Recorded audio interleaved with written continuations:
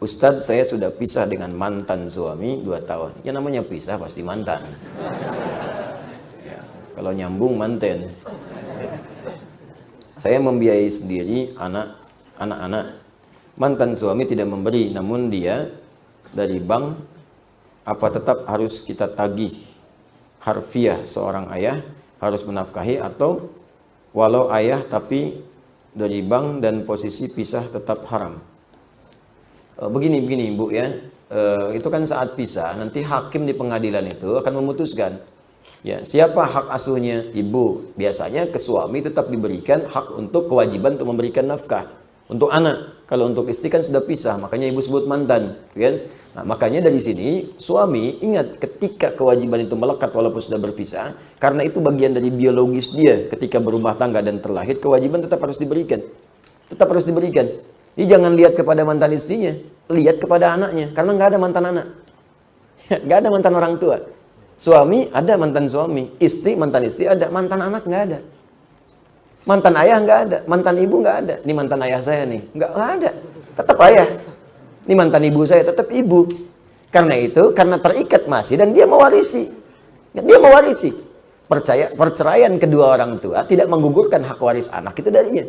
Makanya hak waris tetap melekat, walaupun jadi mantan ketika ayahnya meninggal dia mendapatkan warisan. Istri tidak karena sudah berpisah di situ, terhijab dia. Ya, maaf.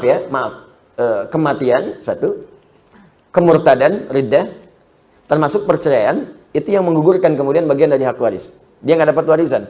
Suami istri pisah dengan suami meninggal, istri nggak dapat bagian waris. Selesai di situ. Ya, dan dibagi. Saat kemudian dia berpisah itu dibagi. Ada yang ditetapkan oleh bagian oleh agama.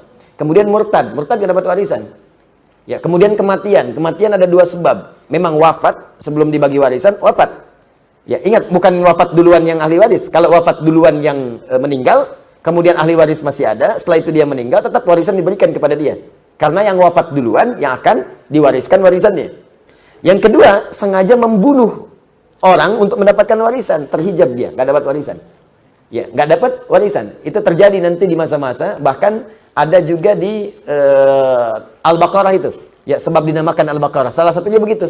Ada orang di keluarga yang sangat kaya tapi pelit. Saking pelitnya marah di bagian anggota keluarganya, maka malam-malam dibunuh dia. Ya, tujuannya apa? Tujuannya untuk mendapatkan warisan dari situ supaya hartanya bisa dikuasai. Dilemparlah kemudian jasadnya di jalanan, dilempar biasa, dia pergi. Dan orang nggak tahu siapa yang bunuh. Tuh, jadi peristiwa itu kalau nggak disebutkan kapan kejadiannya, siapa tokohnya, ini menunjukkan akan terjadi lagi di kemudian hari. Saya tanya pada Anda, ada kasus pembunuhan yang sengaja buang mayat di tempat-tempat terbuka? Ada. Ada kasus pembunuhan karena warisan? Ada. Ada kasus pembunuhan karena selingkuh? Ada. Makanya kasus-kasus itu diisyaratkan dalam Al-Quran di masa lalu supaya tidak terjadi di masa depan.